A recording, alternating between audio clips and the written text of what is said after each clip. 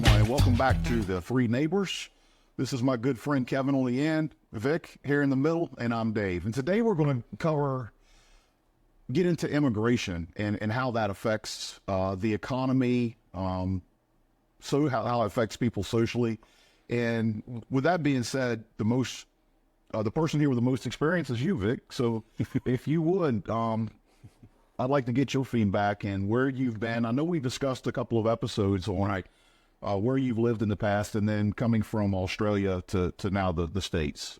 Yeah, so I think when I think about migration, by the way, thank you for the introduction. When I think about migration, it's sort of one of those complicated, sensitive topics because there's a lot of nuances around that, around the topic itself.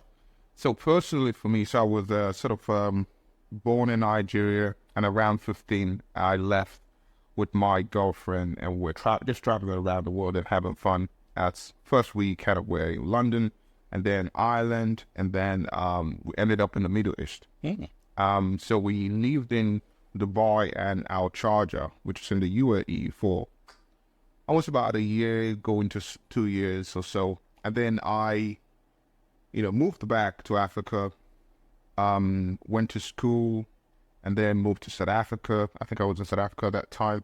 And then I moved to the Netherlands, and then Australia. And now I'm kind of shuffling around, and I'm here. But overall, it's there's a sense of displacement that comes with moving around. Well, I was blessed that I wasn't my traveling wasn't because of economic reasons per se. It's just me being adventurous as a young person. And that also comes with a lot of would I call it baggage, because it meant that oftentimes I might make friends in a place and build that community, and then the next minute I'm moving to another place and I'm by myself. I have to build a new community, and that can be very challenging on many levels, because it's like that you become a nomad, if that makes sense. Hey, what things did you meet your now wife? When I was in Sydney. So I'll tell you the story. So I was in the Netherlands, and I moved to Sydney to start a PhD there, and I was just looking for a house where to live then. And so I saw that already I've lived about a year in our student in the university accommodation. That was usually they provide that for graduate students. And I think after the first year there, I wanted to live in the community. I felt like I was too entrenched in the university itself, in the campus. And so I started to look for houses. And one of the houses that I found, one Sunday after church, I just went around just checking out the apartments, rooms that was available. And one of that was that of Jessie's. So I came in, and I used to make fun of her. So I came in, the first thing she did, well, she sees this, she would just laugh her head out. But it was interesting because we never thought about anything, But that's how I met her. I think I met her in 2016, I think. So she was nice, but she didn't care so much about. For her, she was all about her business. She wanted to pay her mortgage and all that. So she showed me the room. It was some crappy room. I didn't really like it. And but then interestingly, I started to talk with the mom, and the mom was also very intuitive. And we started to talk about things. I don't know what. I was waiting for my Uber anyway to come, and we're just chatting. And she had gone up anyway. She wasn't there. So that was how we met. But funny enough, after that we didn't have any messages exchanged for 2 years or so. Wow. So, but somehow I had saved her number on my phone because we were corresponding before I came to see the room. And when I didn't like the room, I sent a message and said, I don't think I like the place. In fact, it wasn't really great. So, the room wasn't really great. And so, 2 years later, I was experiencing a breakup. I was in an abusive relationship with this lady she was from I don't know if you guys know Tonga. The Pacific. Yeah, she was from there, but she was born in New Zealand. And so she was, she grew up in New Zealand, but she had a Tongan. There was a whole lot in that space. I'm happy that God saved me from that relationship. But essentially when I came out of it, I was like, when you come out of a relationship, you're not in the best place and all that. And so what I was doing as part of a coping mechanism was, instead of staying at home the whole night and just sleeping and going to bed very late, and so I would go out in the city. So there's a place called Sydney Harbour Bridge. So you go there, it's like, things are always happening. So I went out there and I was like, let me just go have dinner there. So I went out there and I was looking at the restaurant review because I was hungry. And then I saw someone leave a review on Facebook. And I remember that face. I'm like, is this not this lady? And I looked, the picture is usually very tall. Yeah. And I kind of zoomed in. I'm like, so I took a snapshot of that. And then I'm like, I think I still have her number. And that's how I took a snapshot and then sent her that snapshot. I'm like, is this you? And she was like, who is this? That's like 2 years later. So, who's this stalker? I know. And so what I did was I sent her my photo. That's kind of creepy thinking about it now. Just so that she can remember who I was, right? Of course. I'm like, I sent the photo and I said, it's Victor. He said, oh, I remember you. You came to, check out the house. And she was like, what are you doing out there? And I came to eat, and I was just looking for reviews. And that's how long story short, we've been married for, I think, 6 years now, and to God's glory. So it's sometimes, I don't know, it's, you never can tell, people that you meet and places that you go to. And it's funny, sometimes I bring this story up to her. She's Well, that's interesting you said that. because me well the first day, that I came to the house. She was like, as soon as she showed me the room, she just went upstairs and didn't care. So How fast this is done. but now, So you went from Nigeria to South Africa. Nigeria, when I was from Nigeria into the UK, the Ireland, and then the Middle East, and then Nigeria, and then South Africa. Okay. Yeah. So you might end up migrating from Australia here to the States. So I guess my question is how, obviously the transition's much easier when you're single, but how did Jesse take that? And having to bring the family element over here as well. That was really tough, I will be honest, because before I took the role, so I was so just to backtrack, part of the reason why I was thinking about, okay, maybe living in the U.S. might be the best at this point, was because I was part of a global flourishing study. It's called Global Flourishing Study. So we are kind of collecting data in 22 countries and about 250,000 participants every year for the next 5 years. So it's a Harvard and Baylor University joint research project, and I'm part of the Harvard team. I'm also one of the key researchers and analysts on the team. So, and also the other reason was the fact that most of the work I was doing, most of the people that I publish with and I write with are all based in the U.S. So I mean, it made sense to kind of be in a location, and also in Australia, because of the niche-ness of my work and my research. It's not something very common. People doing research in positive psychology or maybe doing research on psychology of religion. So I wanted to be in a space where that was, very common and more celebrated. So initially, I didn't want to take that step, but it will be dependent on Jessie, my wife, saying yes to it. It took her about 6 months to ease up on it because she was quite established. She was a state manager for a childcare franchise, looking after all their centers across the states. And she was like doing well, and just finished her MBA. And so I told her it would be great if we take this opportunity.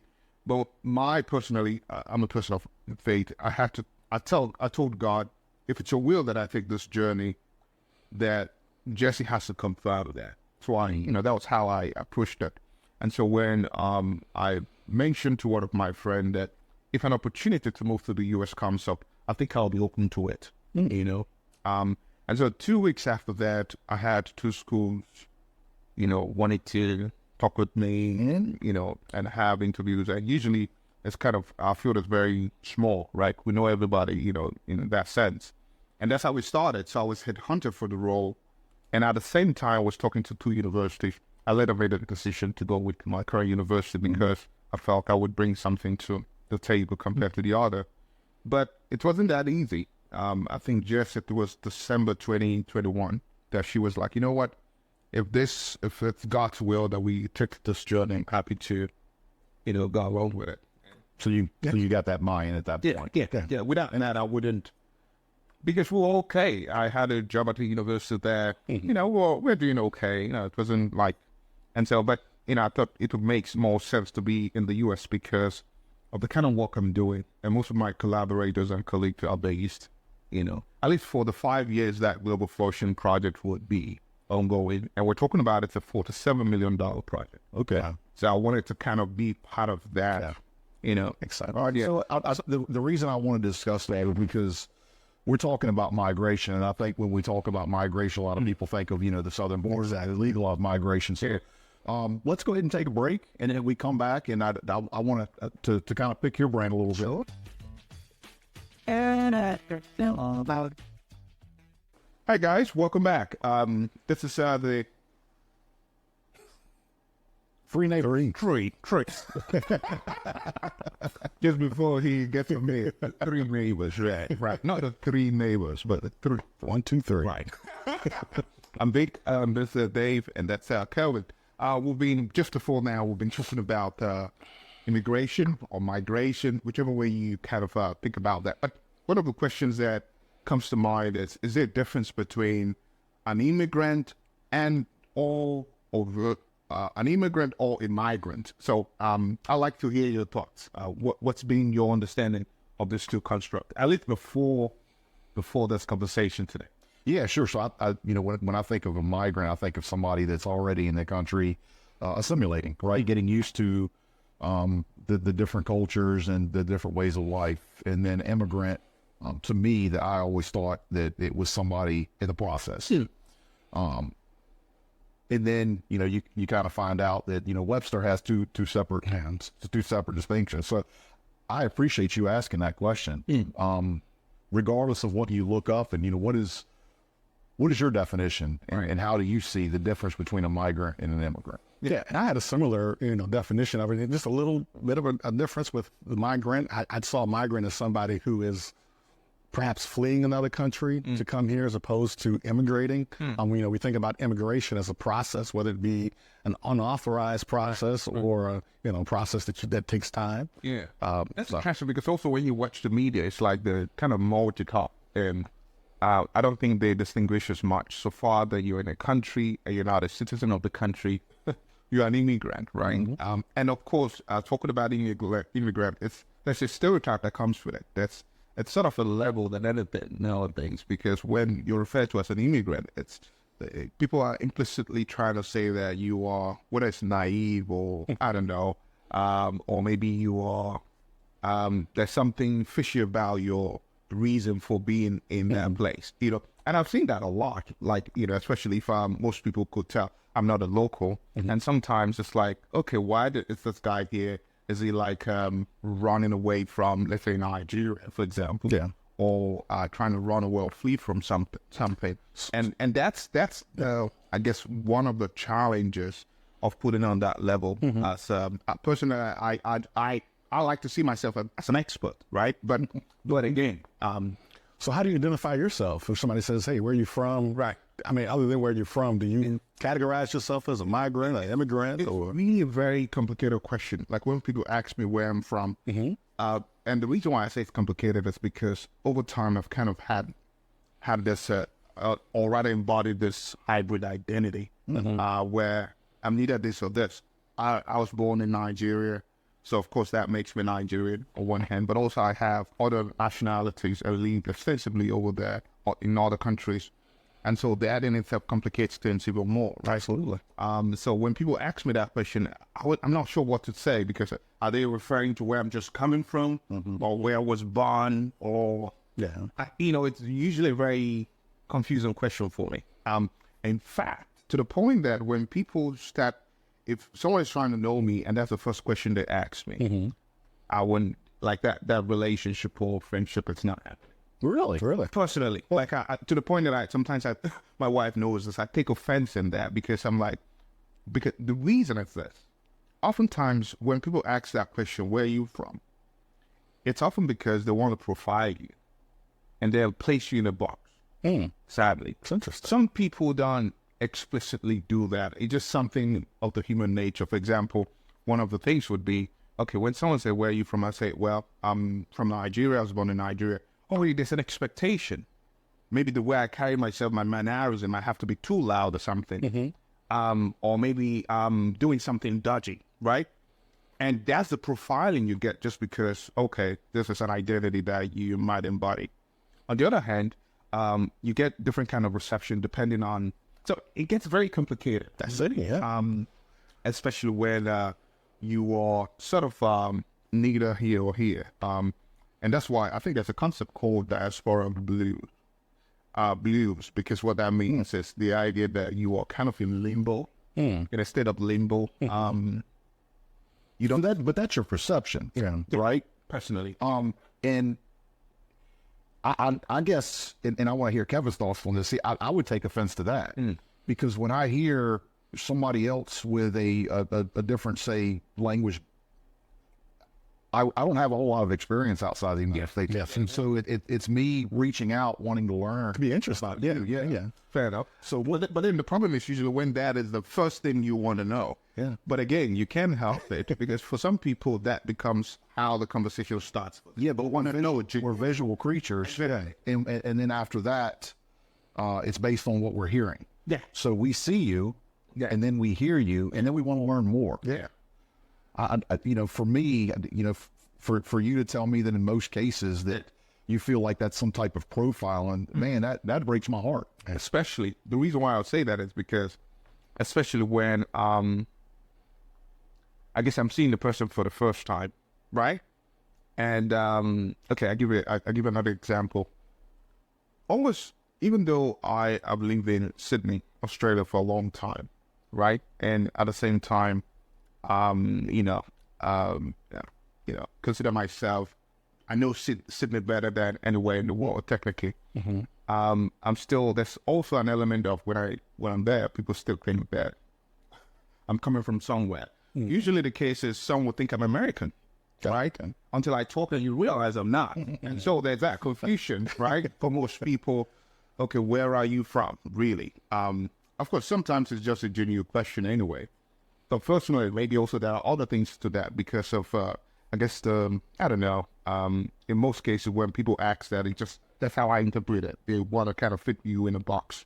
I've seen that happen over and over in my own personal experiences where maybe it triggers something off in me that I'm not saying it's the person's fault, but it makes me to shut off, shut out. That's fair. Gavin, it's fair. I mean, it's kind of interesting. Yeah. As they listen to it, like, wow. I mean, like, wow, the profile piece. I mean, I totally understand where you're coming from. And now, as you were talking, I was thinking back in my head, did I ask him where he was from? No, I did not. I know I did. You did it.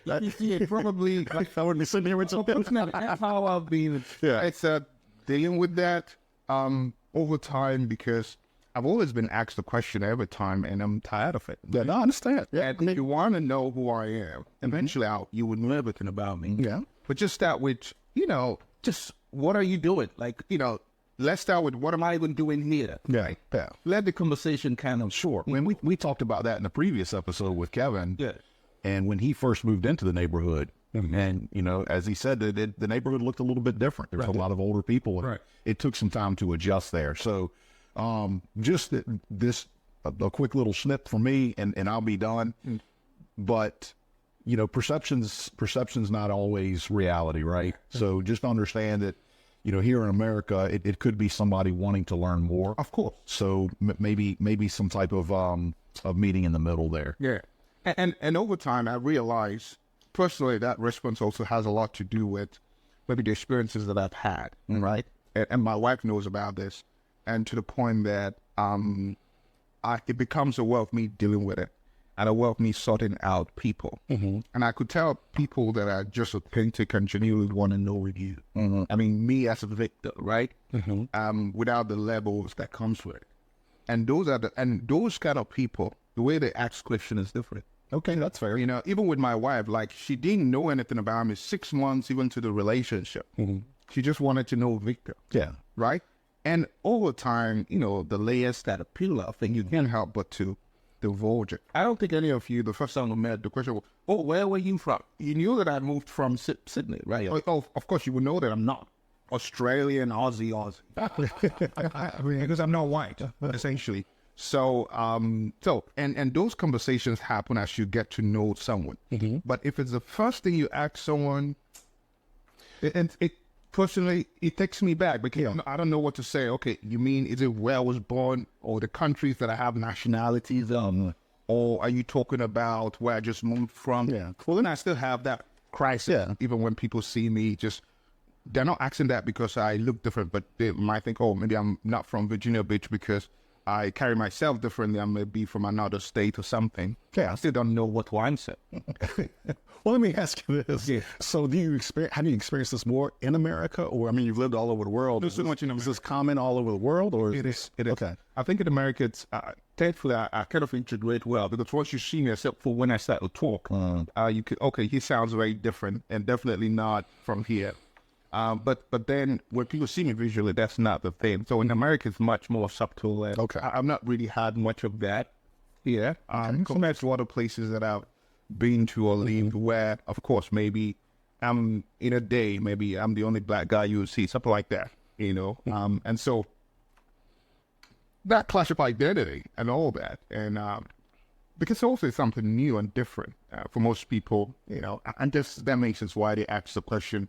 But personally, I prefer that people know me for me as Victor, not because of where I came from, not because of where I was born, not because of where I moved from or something, but just genuinely pick an interest in knowing me as a person, and also this is all partly based on experiences that I've had, even personal experiences and relationships where I get at people not because they were interested in me, but what I represented. Yeah, that's interesting. Well, if you would, if you've got similar experiences or want to weigh in, definitely throw them in the comments, and we'll circle back and maybe discuss it on another show. Yeah. I want to go ahead and take a break, and then when we come back, one of the hot topics here in the States is legal immigration versus illegal immigration. Yeah. All right, so we'll be right back. Yeah.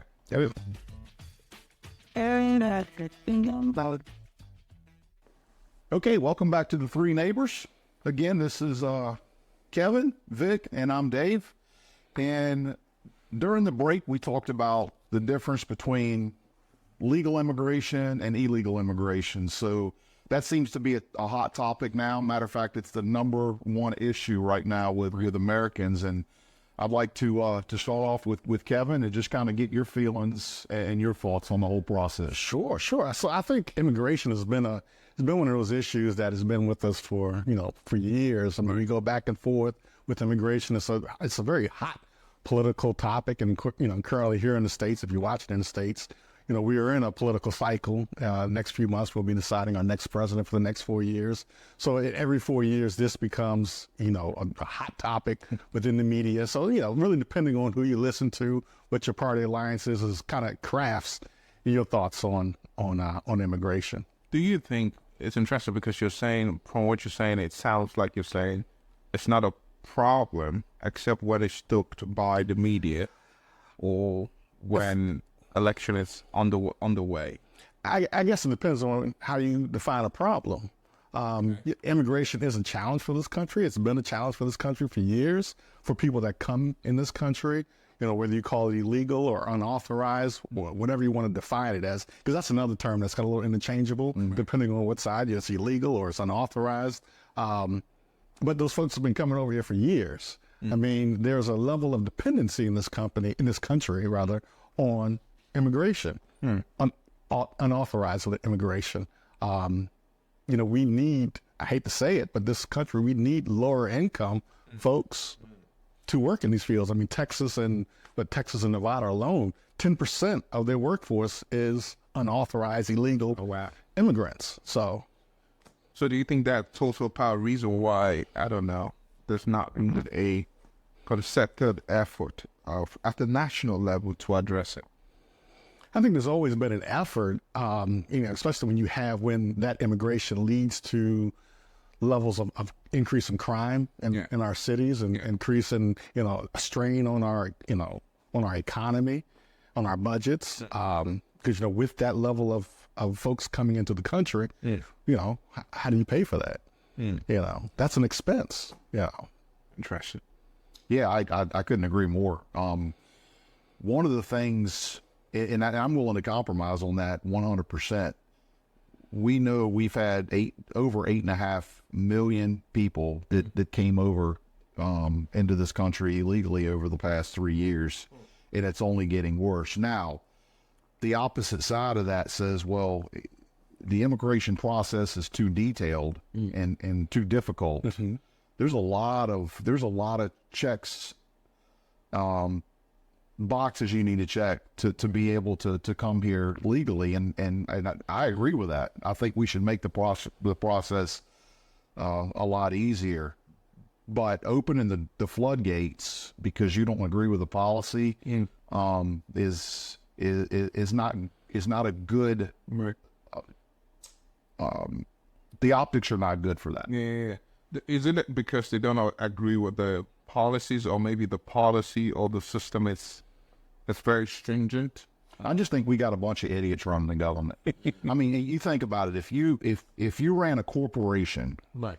and you were looking for a chief technology officer, you wouldn't get the guy that was sweeping the floors. And unfortunately, we can do that in government where, I can pick somebody because I like them, because they believe what I believe. And I just, if government was a corporation, it would have failed decades ago. Absolutely. Right. So I think that's the problem. And you've got people who their policies are so strong and they're hell bent on getting their way or no way, and they're not willing to compromise. It hurts everybody. Exactly. That's kind of where we are now. Yeah, like you said. I mean, we need immigrants in the country, and it's it was first illegal aliens, then it was undocumented, and now the new word is newcomers. Because you don't want to hurt anybody's feelings. Illegal aliens as well. I think they still refer to an immigrant as alien. It's still like Yeah, that's in there too. I mean, I'm technically an alien. but it's a very interchangeable term, like they were saying. I mean, it changes. Very different. Yeah, and how does that affect the country in a positive way, and then again in a negative way? Well, we know how it affects it in a positive way. It's those lower income occupations that many Americans don't want to do, and that's okay. And then you have the bad portion of it where they come in, they can't assimilate, and they want to take advantage of all the entitlements that the government offers. Free food, free phones, free housing, and all that other stuff. But then is it possible for them to get entitled to those things, especially if they're illegal? Because that also means they compromise themselves when they expose themselves to those entitlements. Yeah, what are your thoughts on that? What was considered again? Like usually when they expose themselves to those entitlements, that means they're also exposing the fact that they are undocumented. Yeah, but then the process, once they're here, the process to get them out of this country is another factor in the broken immigration process. So in essence, the government is aware that they are undocumented, but then they don't want to do anything about it. Is that? I'm not saying that they don't want to do, but the bureaucracy and I think that it takes average of 7-8 years before you even go through the full immigration process once you're over here. That's right. So once you're here, it's almost like you're here. You just have to get here. And they have that human response too. I mean, if you're, we're older. I think I'm probably older than both of you. But I mean, there was a time where we used to stand in line for concert tickets and stuff. Where you'd wait outside for multiple hours. Some people did it overnight to get those good seats. And how would you feel if you've worked that hard to get the good seats, and then somebody just walks up to the front of the line and cuts the queue, and goes and gets better seats than you? So for me, we have an immigration process. It's called the immigration process. Right. And I agree we can make it more accommodating, easier. But what about the people like you who are coming over and they're doing it the right way? They're doing it the legal way. How do you feel about that? When people can just cross the border and they're welcomed? It's funny because I don't even think that far to think about, people coming in legally in the country. Not only I just try to imagine the burden that would come with that. I'm like, that's that's a really sad way for someone to want to live the rest of their life, because that means there's no human dignity. You can't access healthcare. You can't even travel. Like, I don't know if that's life, right? But if you're leaving a life that doesn't have any of those things and seeking the point, well, I mean, No, I don't know. Except maybe like they are, as soon as you come out of your house, they are shooting you dead. But otherwise, like, I don't know. Like, because there's nothing, I can't imagine someone doing that to start with. So, people are doing it yeah. for good reasons, or reason other than maybe they're doing it because they're really in danger wherever they're coming from. How do we know that? But I don't even think it has. How can we, determine that and start with? I don't think it has to be that extreme. I mean, I've met folks, in our profession who work here. Yeah. Not necessarily document it. There are folks who come here just because, the income, even though it may be low, Right. but where they send it back to their own country, it's good money. So they're willing to make that sacrifice. But also the pain and the misery that comes with that, because it means you've already subjected yourself to be at the bottom of the society for the rest of your life just by taking that decision. However, there is a procedure if you want to. If you feel like you're in danger, you could apply for a refugee status, which it's a legal way to enter most countries. Now, on the other hand, like, I know there are a lot of Ukrainian citizens to the advantage of that, and in many countries around the world as refugees.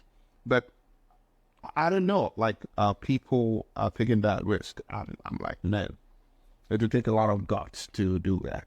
Perhaps, but it's not something I could have. Even if you give me $1 million, taking that kind of risk, it's like, I don't know. It's kind of crazy when I see people willing to put their life in danger and subject their human dignity just for, I don't know, better life. I don't know. I mean, I don't know where they're leaving. I don't know the conditions. They're fighting for their kids, so their kids have a better life. I could imagine, because you'll be surprised what you do. Let me ask you a question.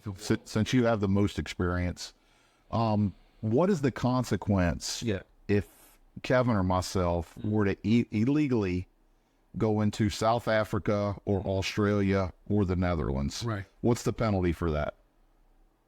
Or do you know? The penalty? Well, that's if you get caught.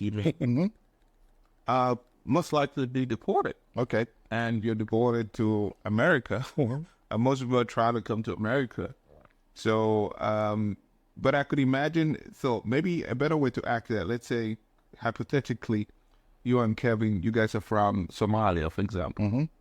And that's war happening there for this, for a long time.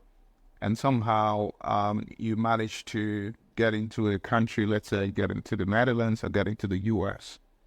What would happen if they get you get caught? Of course, you'll be deported, right? Right. And before that deportation, I think usually you spend some time in prison or so. I don't know, but I don't like this. Right. I would expect that will be the case. Or maybe you're locked up in some kind of camp before that happens. And when you're sent back in that place, of course, you know that, like, it's like, you're being sent back to die. There are people that have those experiences. Sending them back, it's literally sending them back to die.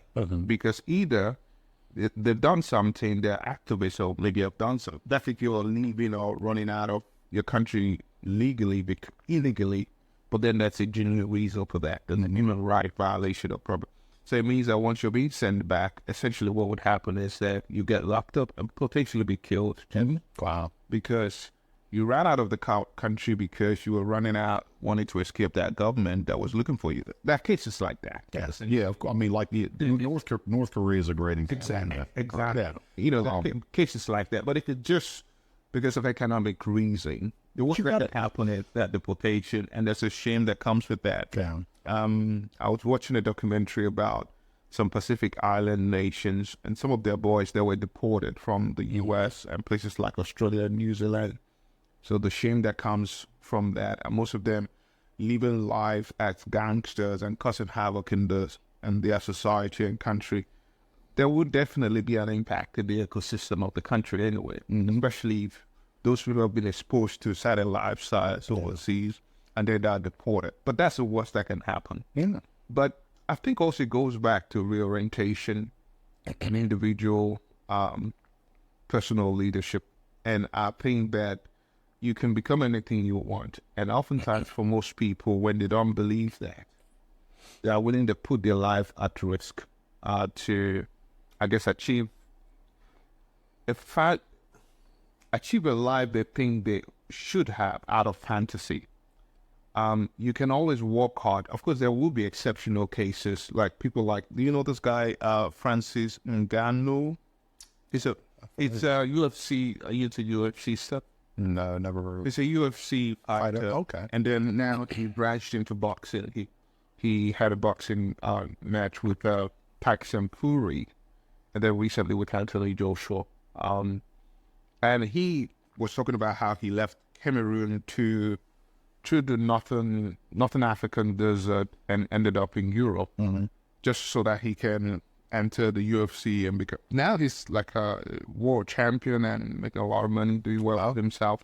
There are those kind of exceptional cases, but I think the problem is this: when people glorify those kind of cases, right?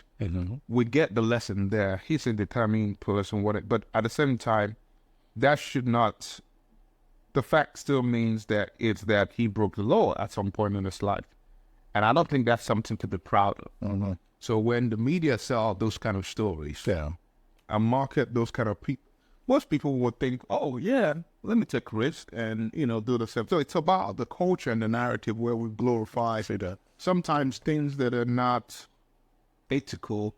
Again, what's ethical is very subjective, because so I say that God created this world and there's nothing like borders. So some would say I can go anywhere I want to go and justify the illegal migration tendency because of that, right? It's a complicated topic on many rounds. Very complicated. And I think the only way to see whether or not, what kind of action to be taken is if we are subjected to the point where we have no hope.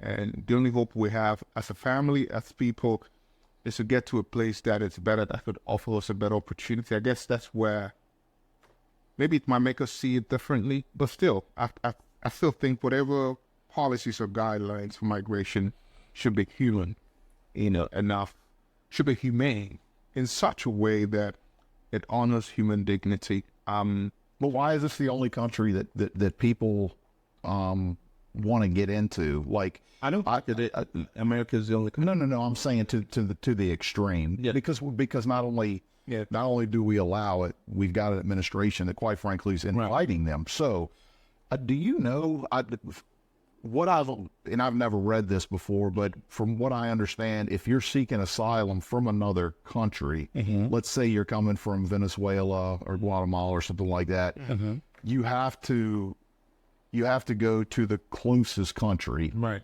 And then seek asylum there. Yeah, that's my understanding. So if you're coming from places like China, the continent of Africa, you're not stopping at the nearest country to seek that asylum. So you're not only are you cutting line, you're cutting multiple lines to get there. And I understand why people want to come here. And I guess my point was to make the process easier. But why do you think people would want to come here? Well, because word gets out.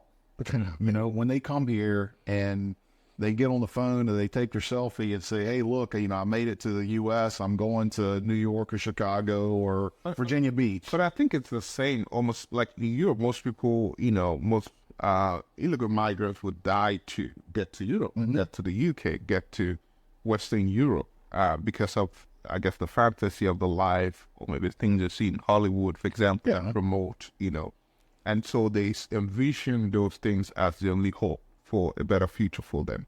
And so I see that played into that in a lot of ways. But also the other reason, I think, even in Australia, almost any Western country have a migrant crisis, essentially.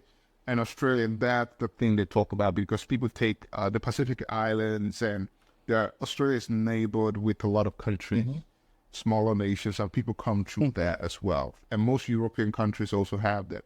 But for America, I would also say the fact that part of the reason why there's a lot of people, more migrants coming here, or illegal migrants, immigrants, or whatever name that we use, coming here, but also be due to the number.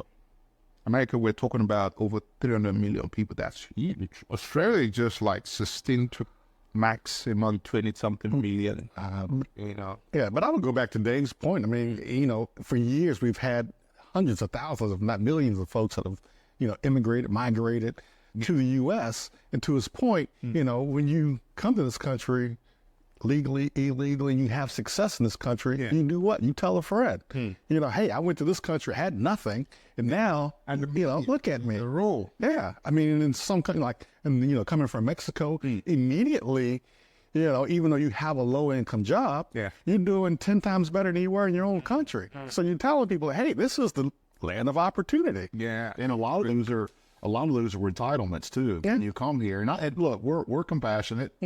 We're empathetic. I'm okay if you want to come here legally, and you're escaping some type of hardships in your country.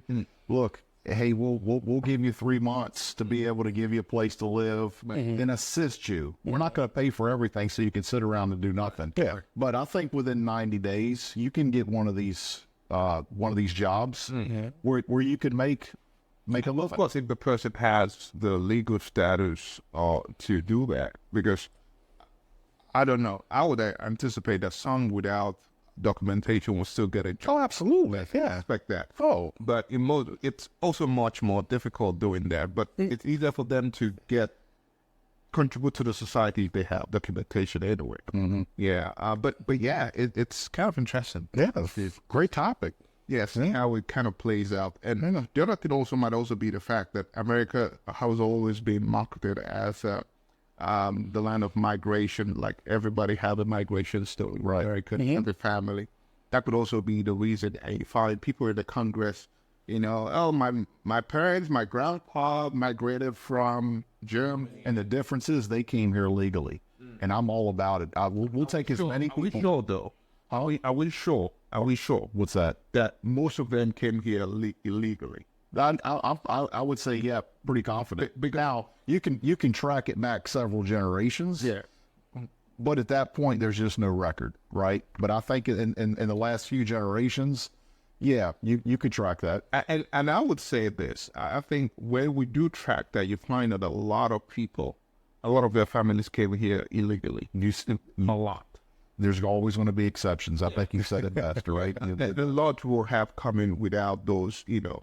But then it's interesting because that's sadly, that's part of what they call the American dream here. The fact that, oh, we came from somewhere and now we're doing this. But we have the way now, like it now. We have the technology to be able to keep records and track that with DNA and everything else. And So sometimes those kind of stories does more harm than good because we're selling pipe dream and thinking that's right. yeah.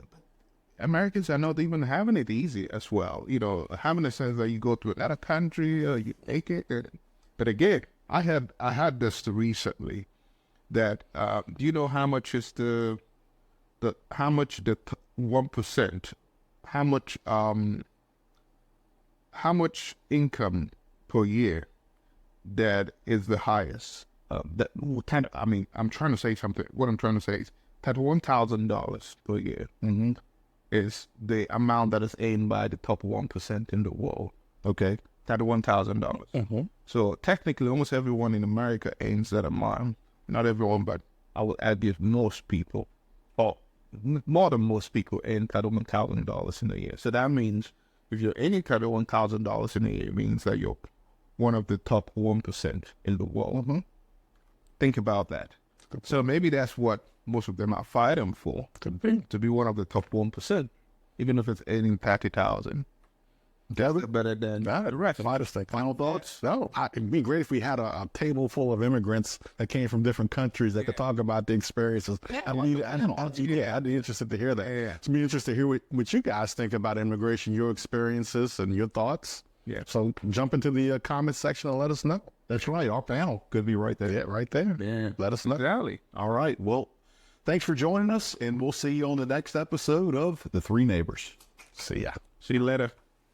Yeah.